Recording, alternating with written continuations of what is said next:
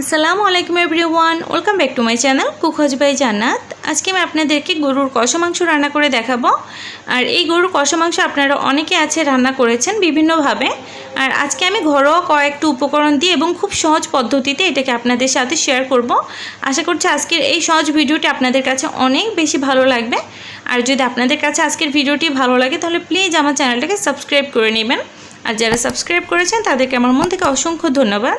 আর এখানে একটা প্যানের মধ্যে আমি নিয়ে নিয়েছি প্রথমেই আধা কাপ পরিমাণে সয়াবিন তেল। আর এখানে আমি কিছু শুকনো মশলা নিয়ে নিয়েছি। জয়ত্রীর ফুল নিয়ে নিয়েছি এক টুকরো, নিয়ে নিয়েছি তেজপাতা 4টা, কালো গোলমরিচ নিয়েছি 6-7টার মতো, লবঙ্গ নিয়েছি 8-10টার মতো, আর সাদা এলাচ নিয়ে নিয়েছি 10টা। আমি মাথাটা একটু ফেটে তারপর এর মধ্যে দিব, এতে করে স্মেলটা অনেক ভালো আসবে।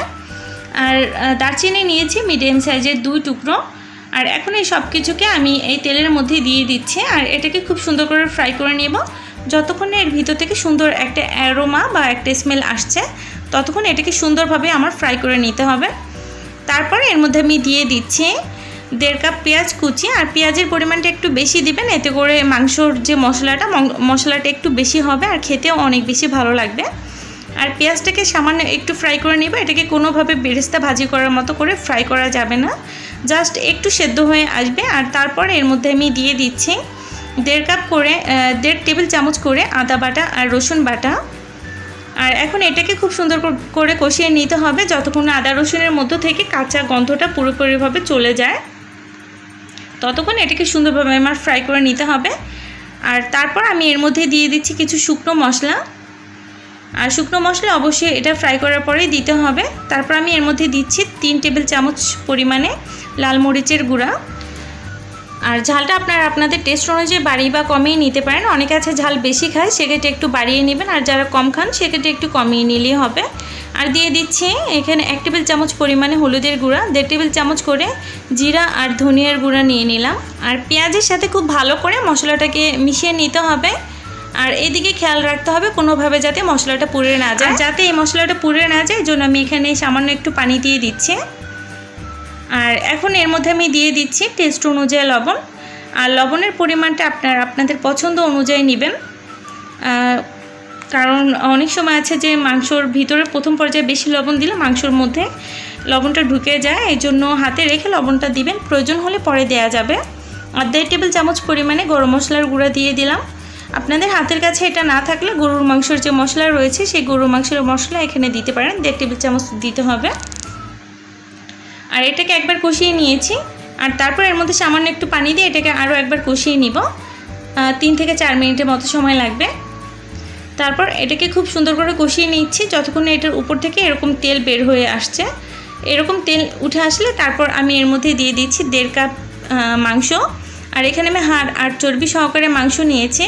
আর মাংসের পিসগুলো আমি মিডিয়াম সাইজের করে কেটে নিয়েছি, এতে করে মাংসের মধ্যে খুব সুন্দর করে মশলাটা পৌঁছাবে।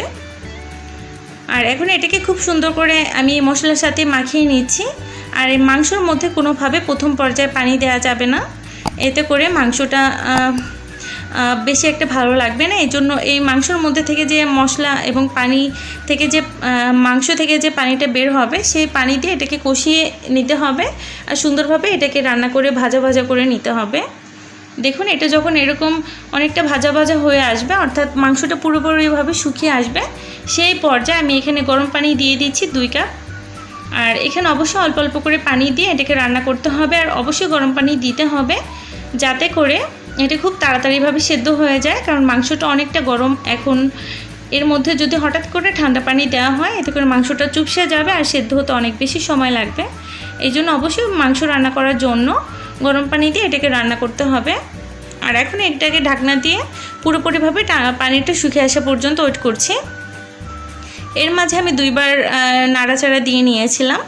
এরকম করে অল্প অল্প করে পানি দিয়ে এই মাংসটাকে আমাদের 5 থেকে 6 বারের মতো করে কষিয়ে কষিয়ে রান্না করে নিতে হবে, এতে করে মাংসটা খেতে অনেক বেশি ভালো লাগবে আর মশলাটা এর মধ্যে খুব সুন্দরভাবে পৌঁছাবে।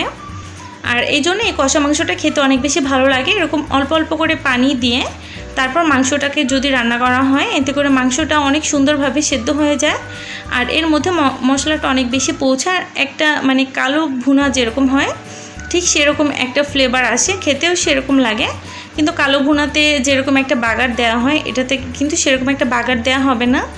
আর তাছাড়া কিন্তু এটা খেতে অসাধারণ লাগে, আপনারা বাসায় তৈরি করলেই বুঝতে পারবেন। আর আমার ফ্যামিলির তো সবাই এই কষা মাংসটা অনেক বেশি পছন্দ করে। আর দেখতে পাচ্ছেন এরই মাঝে আমার মাংসটা হয়ে গিয়েছে। আশা করছি আপনাদের কাছে আজকের ভিডিওটি অনেক বেশি ভালো লেগেছে। আর আপনাদের কাছে কেমন লেগেছে অবশ্যই কিন্তু আমাকে কমেন্ট করে জানাবেন যে আপনাদের কাছে কেমন লেগেছে। আপনাদের কাছে যদি ভালো লাগে তাহলেই আমার সার্থকতা। আমি যেভাবে তৈরি করে আমি চিন্তা করেছি যে আপনাদের সাথে ভিডিওটা সেইভাবে শেয়ার করার জন্য। আশা করছি আপনাদের কাছে ভালো লেগেছে। আর যদি ভালো লাগে ভিডিওটিতে অবশ্যই একটা লাইক দিবেন। আর আমার চ্যানেলটা যারা সাবস্ক্রাইব করেননি তারা প্লিজ আমার চ্যানেলটাকে সাবস্ক্রাইব করে নেবেন। আর যারা সাবস্ক্রাইব করেছেন তাদেরকে আমার মন থেকে অসংখ্য ধন্যবাদ। আর আমার ভিডিওটা যদি আপনাদের কাছে ভালো লাগে প্লিজ আপনাদের ফ্রেন্ডস এবং ফ্যামিলির সাথে ভিডিওটা শেয়ার করবেন। সবাই ভালো থাকবেন, সুস্থ থাকবেন, আমাদের জন্য দোয়া করবেন। আল্লাহ হাফিজ।